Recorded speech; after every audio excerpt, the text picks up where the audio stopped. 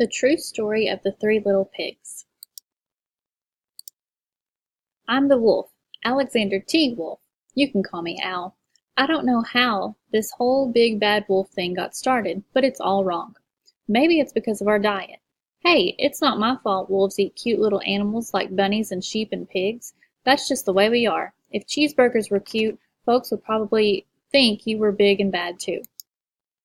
But like I was saying, the whole big bad wolf thing is all wrong. The real story is about a sneeze and a cup of sugar.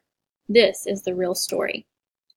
Way back in Once Upon a Time, I was making a birthday cake for my dear old granny. I had a terrible sneezing cold. I ran out of sugar.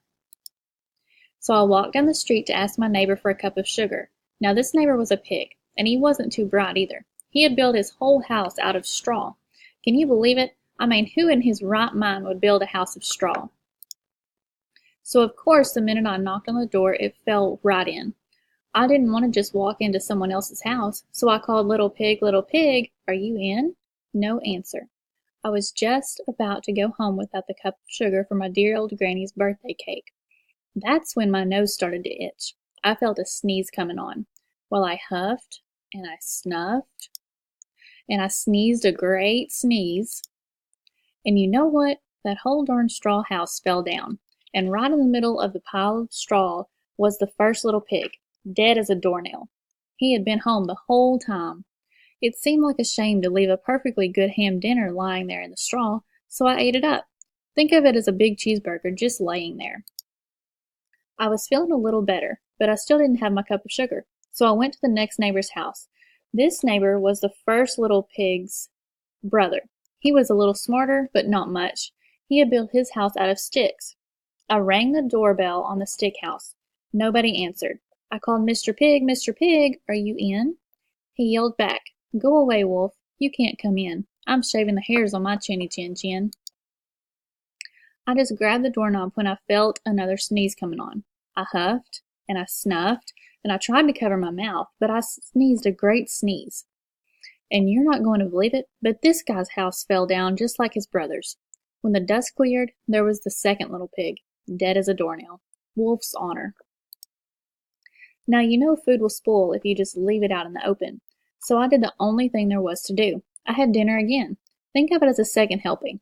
I was getting awfully full, but my cold was feeling a little better, and I still didn't have that cup of sugar for my dear old granny's birthday cake, so I went to the next house.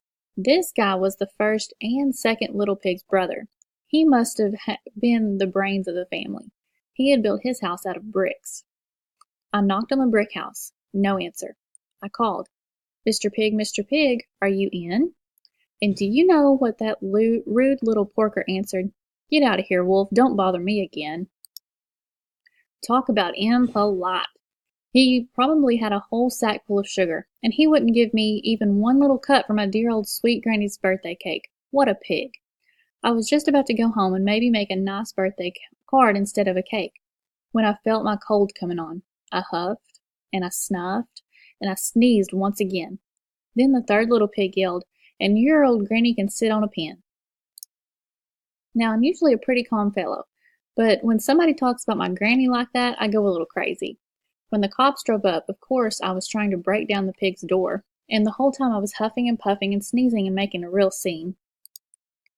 The news reporters found out about the two pigs I had for dinner. They figured a sick guy going to borrow a cup of sugar didn't sound very exciting, so they jazzed up the story with all of that huff and puff and blow your house down. And they made me the big bad wolf. That's it. That's the real story. I was framed. But maybe you could loan me a cup of sugar.